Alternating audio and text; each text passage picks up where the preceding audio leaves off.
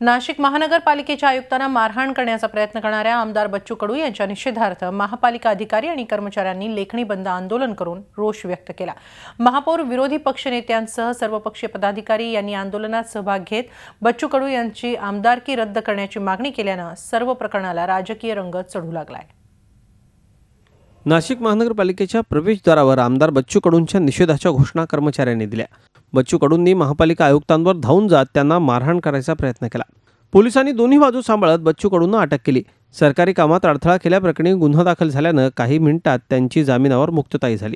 या घटनेचे पडसाद महापालिकेत उमटले। अधिकारी कर्मचारी यांनी लेखणी बंद आंदोलन करून निषेध नोंदवला। महानगरपालिका, महापौर, उपमहापौर, विरोधी पक्षनेते, काँग्रेसचे नगरसेवक यांनीही आयुक्तांना पाठिंबा दर्शवला।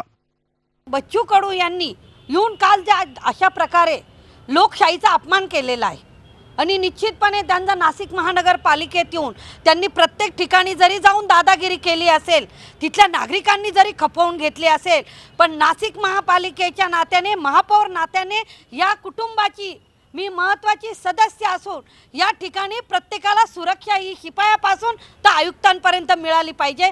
ज्या लोकशाहीचा त्यांनी अपमान केलेला आहे त्याबद्दल त्यांच्यावर निश्चितपणे शासनाने किंवा त्यांच्यावर आता जाऊन आम्ही पोलीस आयुक्तांकडे त्यांच्यावर गुन्हा दाखल झाला पाहिजे आणि त्यांची आमदारकी ही रद्द झाली पाहिजे। बच्चू कडू यांचा जाब विचारायचा मार्ग चुकला हे खरंच आहे, मात्र 1995च्या कायद्याची अंमलबजावणी का केली नाही? केवळ अंदाजपत्रकात तरतूद करण्याचे सोपस्कार का पार पाडले? अपंगांना राखीव 3% निधी देण्याकरता इतक्या वर्षात कार्यवाही केली असती तर सोमवारचा प्रकार टळला असता। मात्र याबाबत पदाधिकारी समाधानकारक उत्तर देऊ शकले नाहीत। मी काय, माझा पक्ष काय, आम्ही सर्वजण अपंगांच्या भावनावर तेवढेच संवेदनशील आहोत। अहो हे काय मांडता मला सांगा ना, आम्ही मांडू ना, आणि हा प्रश्न आमचा आहे, निश्चितपणे एकत्रित होऊन सोडवू। सदस्यांकडनं तो विषय मांडला गेला नाही, मार्गी लागला नाही। 3% जो राखीव निधी होता तो प्रश्न मार्गाला म्हणून त्यांना यावं लागलं। माझं म्हणणं एकच आहे, माननीय बच्चू कडूंनी एकतरी सदस्यांशी भेट घेतली का? विरोधी पक्षनेते म्हणून मला तरी ते बोललात का? आम्हाला सांगितलं असताना आम्ही मांडली नसती तर गोष्ट वेगळी होती। परंतु ठीक आहे ना, हा विषय सुद्धा येणाऱ्या महासभेत आम्हीच मांडू, आम्हाला बाहेरच्यांची गरज नाही। बच्चू कडू यांच्या अटकेच्या कारवाईनं समाधान न झाल्यानं पदाधिकारी कठोर कारवाई करण्याची मागणी करतायत।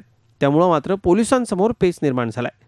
या व्यतिरिक्त अजून काही कारवाई करता येईल का याचा अभ्यास केला जातोय।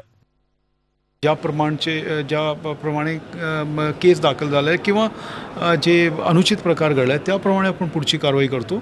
याच्यात आपण शोधून काय बसू शकतोय, काय होऊ शकतोय ते आपण करू। चुकीची बाब आहे। आपल्या डेमोक्रेसीमध्ये एक प्रक्रिया असते, त्याप्रमाणे त्यांनी कारवाई केली पाहिजे होती आणि तर जर ह्या केसमध्ये जसं त्यांनी उल्लंघन त्याचे केलेलं आहे।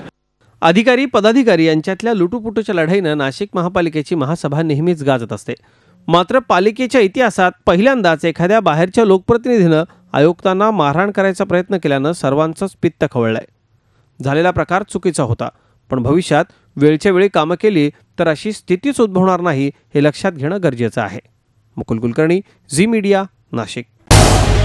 झी 24 तास रहा एक पाऊल पुढे।